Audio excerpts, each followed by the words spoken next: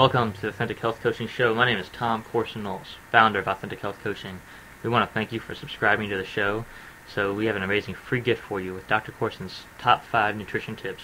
It is the #1 guide to taking your health to the next level. You can get your free copy at AuthenticHealthCoach.com. Now today on the show we have a really cool guest for you, David Norrington. And David is an expert in getting rid of phobias in a really fast, really effective, really safe way. And he can cure most phobias most of the time in about less than an hour. Sometimes it might take 2 hours or 3 at the tops.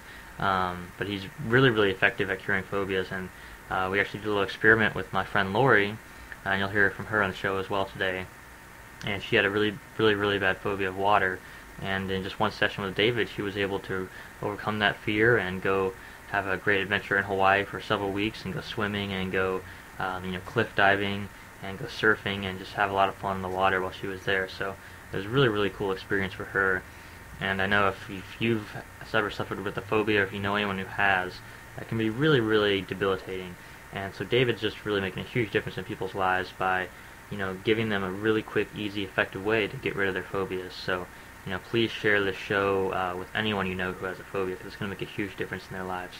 So enjoy the show today and make it an incredible day. Take care. Well, David, thanks so much for being with us today on the Authentic Health Coaching Show. Why don't you tell our listeners a little bit more about you and your background and the work that you do? Okay, I've just recently started up Rapid Phobia Cure. I'm a performance coach, and I used to have a couple of fears and phobias of my own, which was heights and water. And using some of the techniques that I now use, which were used with me, I lost my fear of heights, and then I applied the same principles to my fear of water, and that went.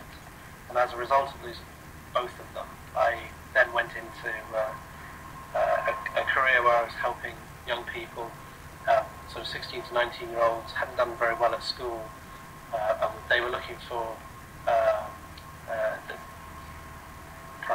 so the local authority that I was working for wanted to set up a program that would help young people who'd not done well at school, and school hadn't done well for them, and I put together a sports package which was part of the program that I was responsible for. And because I'd just recently lost my fear of water, I put together a whole program which included lots of water-based activities, so powerboating, jet skiing, swimming, lifeguarding, almost you name it. If it had water in it, it was part of the program. And there's just no way I would have done that prior to having lost the phobia that I had. And I've just kind of come to the conclusion that this was something that is just really useful for people to be able to get over, and it's so simple, it's so quick, and it's so effective. Normally, fear or phobia can be dealt with in under an hour, and it's gone then for life. So I just love helping people, and this has to be one of the most life-changing ways that you can help people. Mm-hmm. So that's kind of how I got into doing what I'm doing. Absolutely, and that's awesome. And I think you're right. I mean, it is a way that you can really help people make a huge difference in their quality of life, because if someone has a phobia, it can really affect every area of their life: their self-confidence, their self-esteem, how they feel about themselves, and can really limit the choices as to what they can do with their lives. And also the people around them. I've been working with people who've got very understanding partners and boyfriends and girlfriends and family members, because the phobia can have a knock-on effect. So if someone's got a fear of moths, then someone else has to clear the room and make sure there's no moths in the room. It's an unnecessary thing which is affecting other people, but it's so real to the person who has the phobia. That's the thing. Very often people, society laughs at people who have phobias, but it's so real. And often, the person knows that it's irrational. They know that something's going on in their head that is just meaning that what makes this insect different to that insect, and this insect freaks me out, but that one doesn't. So, the way that we deal with phobias put it to one side, they try and avoid it, so they'll,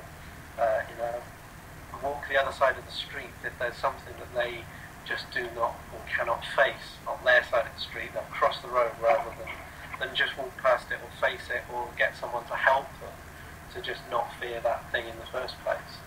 And there's so many phobias.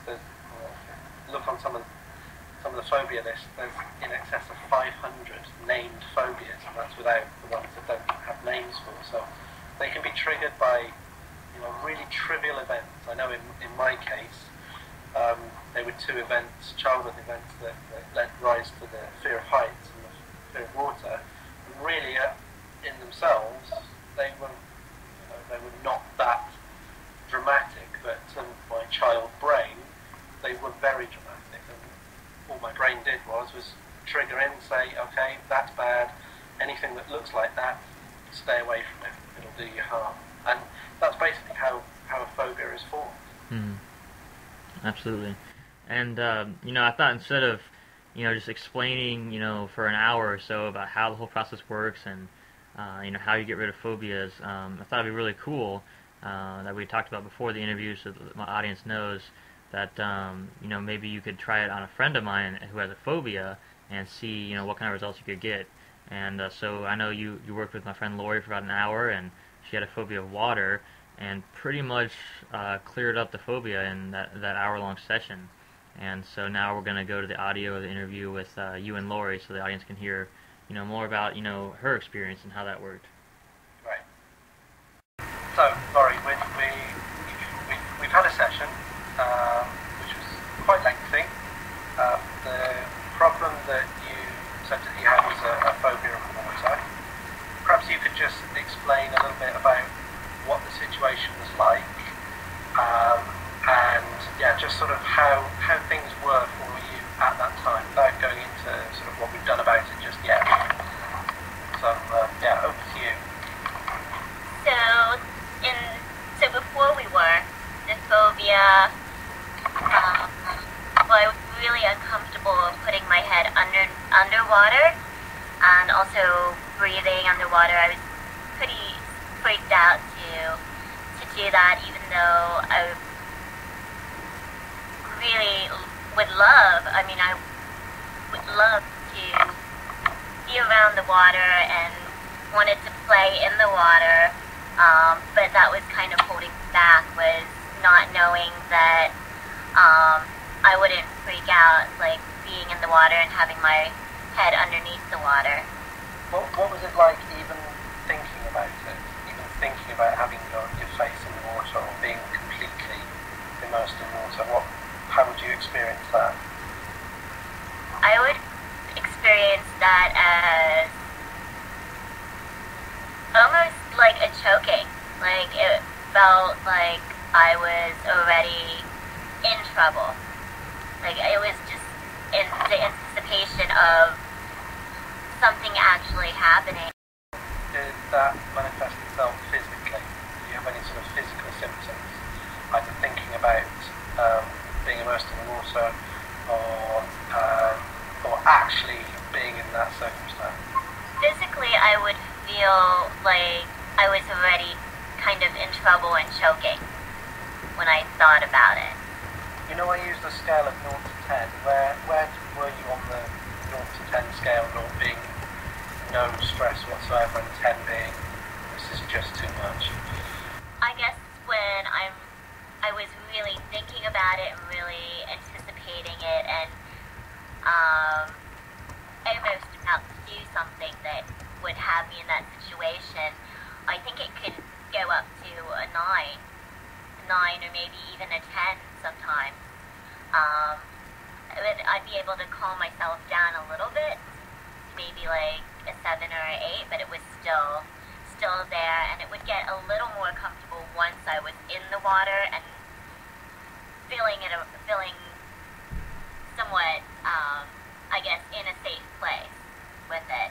Or if I were, then it would calm down a little bit, but mostly if I were thinking about it or if just watching the waves and anticipating going in there and standing by the water edge. it'd be pretty high up there. Okay, so we had a pretty lengthy session, and you can go into as much detail on this as you like, as little or as much as you want, but can you describe what we did together?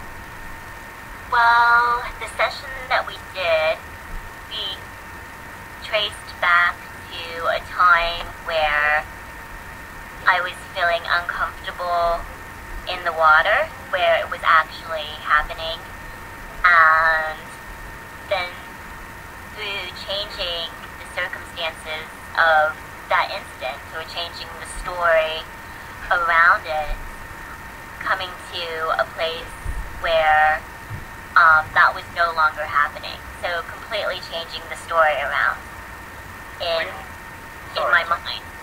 Just to clarify, before you even got into that, were you aware of what was kind of the root cause of the problem?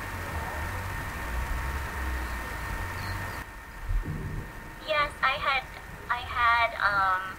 kind of an intuition, or that it was something that happened either during birth or pre-birth. Because when I was a baby, I already had this fear with being in the tub. I would scream my head off. So by that, I just kind of knew or intuit that it was before that. Can we talk just a little bit about how you found the process of what we talked about, which, as I said, was quite in depth. But how did you feel going through it? Well, it was lengthy, and it was at times a bit uncomfortable. Going back to the situation, it's almost reliving it in your head, and that's uncomfortable. But then adding things as we added in different circumstances, it became lighter and lighter, and I started to feel better about it. So all in all, I think that it was uncomfortable, but the results are good. Okay. And so say the results are good. How did you know the results? Well, I've just been on holiday in Hawaii, and I was able to do many things that I was scared of thinking about doing. I knew I wanted to do them, but I was hesitant. Like, I would feel that feeling, that physical feeling, when I even thought about how it would go or could go. And but once I was there, I was in the situation. Through the techniques as well, was able to safely have fun with them and enjoy it. Of course, there's still some mechanical things, being that I haven't spent lengthy amounts of time in the water, but I was able to play in the water, a little bit of snorkeling, my first surf lesson, and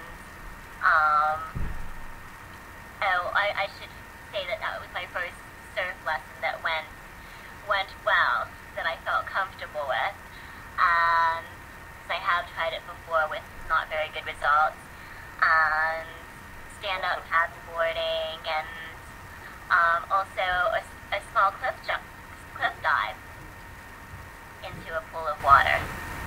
What were your previous experiences then with the surfing, and how was it different this time?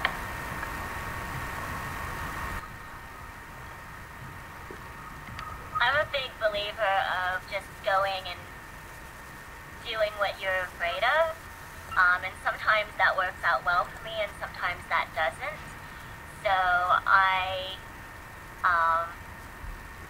I had an ex-boyfriend who was very much into surfing, and so I decided, I would let him teach me, and it was kind of the let go of the bicycle type of training with that.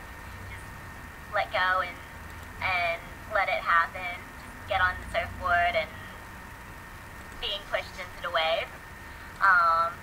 So that just ended up really freaking me out, and ended up kind of looking like a freaked out cat in the water. So that's how that ended up. So not very well for the water phobia or for the relationship. So where are you now in terms of if you're thinking about, let's say I asked you to think about taking swimming lessons where you're in the pool for an hour and you're going to have your head underwater and you'll be fully immersed in the pool. Where are you on the 0 to 10 level of anxiety about even thinking about that?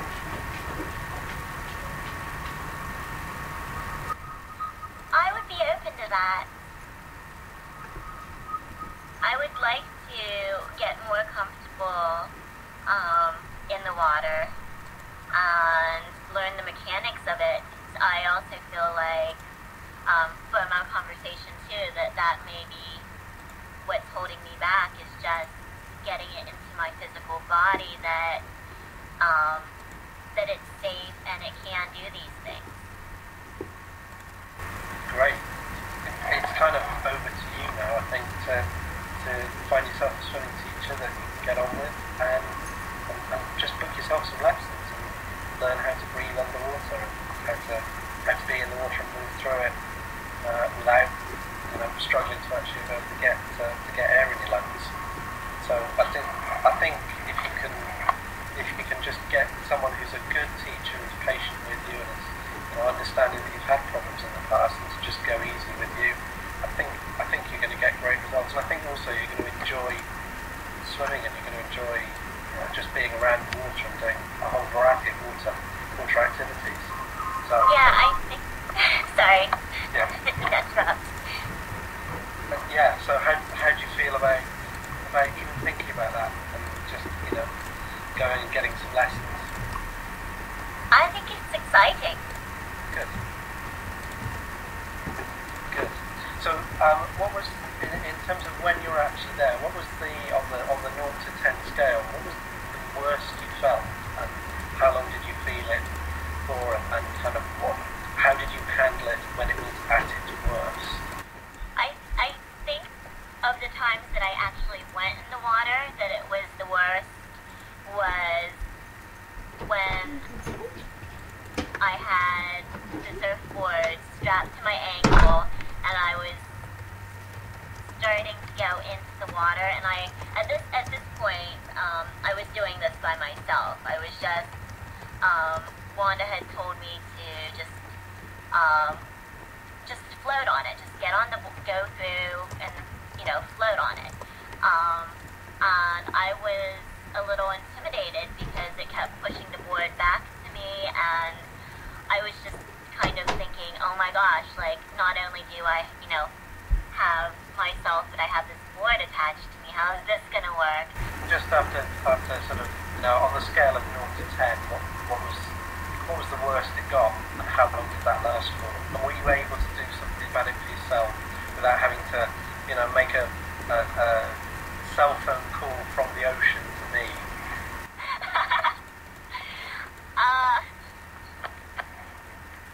I would say the worst that it got was about an 8, and that was actually when I was considering jumping off a cliff that probably was not safe for me to do, given the swells of the ocean and the length of the swim back to the beach. So that was probably a healthy fear right there. Right. But the times that I did get in the ocean, that were reasonable, I would say maybe a 6. And then using the technique of that we did, I was able to just get it down to maybe a 4 or a 3, where I was just able to be like, aha, that's silly. All right, great, David. Now tell us a little bit more about, what you did with Lori and why this is so effective. I mean, obviously, hearing what she just said, she's feeling so much better now. She had her trip in Hawaii, and she went, diving off a cliff into the water. I mean, that's not something that someone with a phobia of water does. They don't just dive off a cliff into water, right? No, absolutely. I can particularly relate to Laurie because she had the same phobia as me.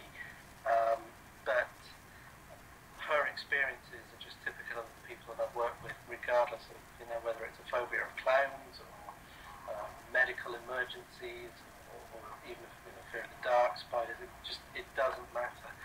So without going into the specifics of what Laurie was experiencing, because that's private to her, the pattern is the same of a childhood experience. It's generally a childhood experience, but it can be an adult experience as well. And then our brain is just processing the things around it, and the experience and the feelings and what it's seeing, hearing, and making a global decision that this is bad, we can't tolerate this. And sometimes that will then transfer onto other things which are similar to. And all it is the brain trying to protect us, our primitive brain that when we fell out of the trees and started finding snakes for the first time, we didn't know what to do with a snake. And some people, maybe got bitten by snakes and killed by them, and then that was enough for our primitive brain to then, stay away from snakes or spiders or whatever it might be. But actually, the vast majority of these species are completely harmless. So what we do is we go back to the experience, look at it through older, more experienced eyes, and relearn what happened and code it in a different way so that our brains are able to process the information that we had at that time with the knowledge and information that we have now as older, more mature, more experienced people. So we're able to rationally get our brains to process that memory differently. So we can do that way. We can also replace the stimulus with something that is ridiculous, or it's funny, or it's harmless in a way that makes sense to the individual, and this will be different for everybody. So, we might attach some comical music to it, or we might make it run faster and slower and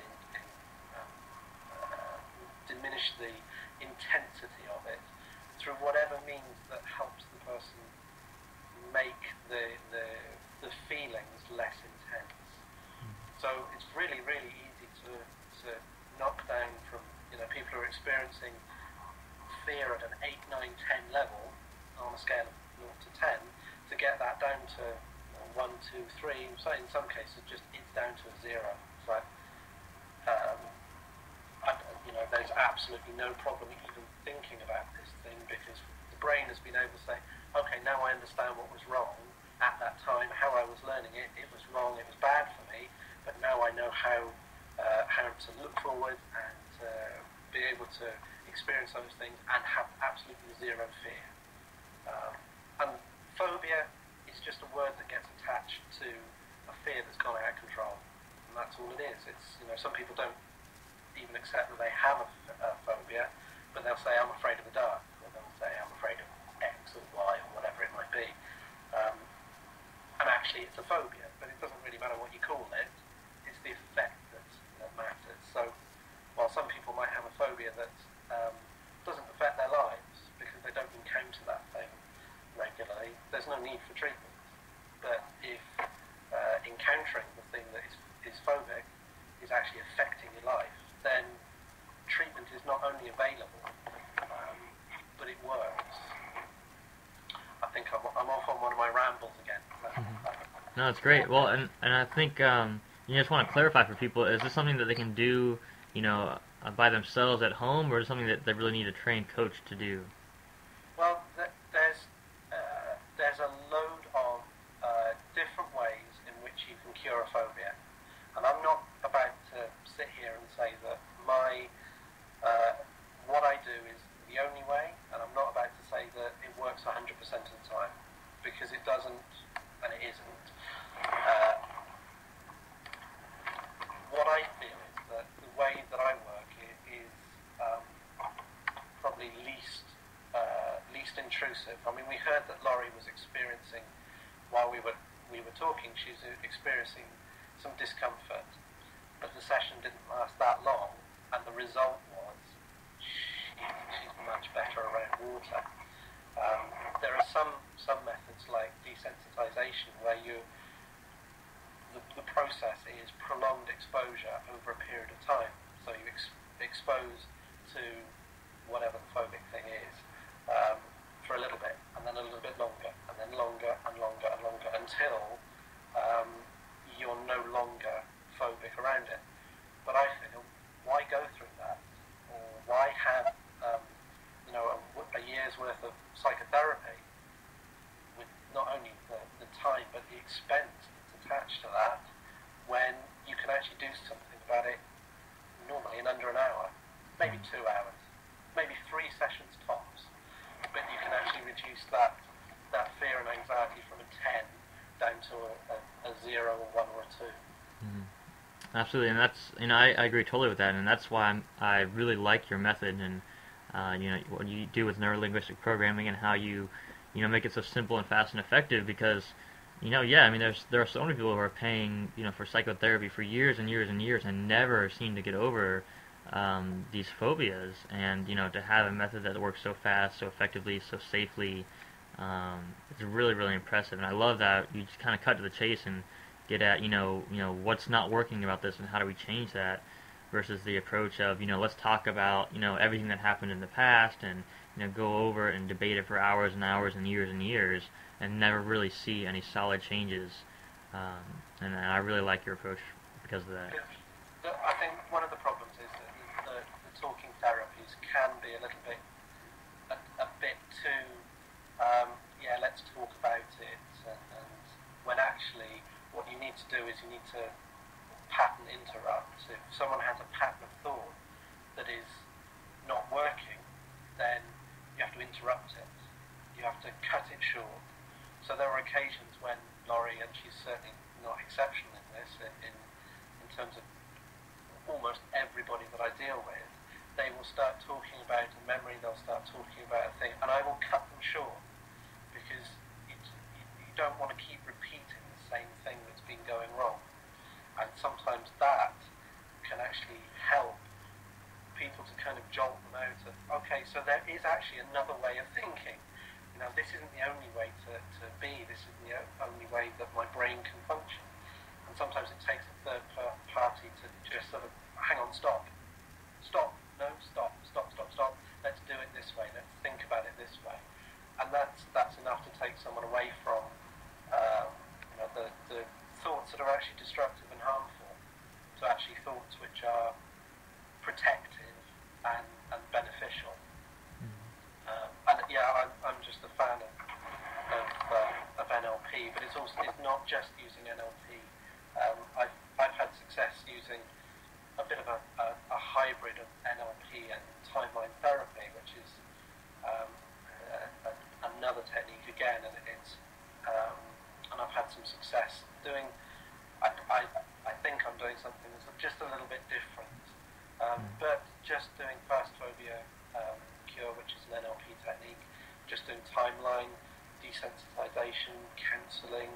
There are a whole batch of things that will cure people's phobias, and I'm just passionate about why live with a phobia, and I don't care how people get over their phobia. If it takes a year of counselling, if that's what you want to do, and you want to spend the money and you want to spend the time, and you're quite happy, but you come out without a phobia, then more power to you, because you're going to have more confidence in some of the other aspects of life.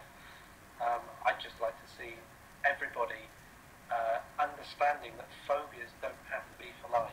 That just because you got it doesn't mean you have to hang on to it. That there is an answer out there. Well, there's more than one answer out there. Absolutely. Well, thank you so much for sharing. And why don't you share with us a little bit more about where our listeners can learn more about you and the work that you do, and work with you if they have a phobia? Okay. Well, I've actually put together a couple of sites. One site is it's about me. You get to see a brief introduction to me and see if you want to deal directly with me. Then it's just about me, which is rapidphobiacure.com. I've also put together another site which talks about and compares and will send you, in the direction of any number of other different methods that claim and have some proof, and they say that they can do the same thing and deal with your phobias as well, which is rapidphobiacures.com. So I put these two sites together because yes, I'd like to help people directly, but as I said, bottom line is I just like as many people to benefit from this as possible, to live a life without that fear or phobia. Because as someone who's been through it and come out the other side, it's just so life changing that anybody who has a phobia, I've seen stats that say that 12% of the population has a phobia. That's millions of people around the world who could be not having that crippling fear. Absolutely. Well, thank you so much for sharing with us, David. I know it's just made a huge difference in Laura's life, and so we're so grateful for the work that you did with her, and the work that you're doing with thousands of people all over the world. So thank you so much again for sharing today. My pleasure.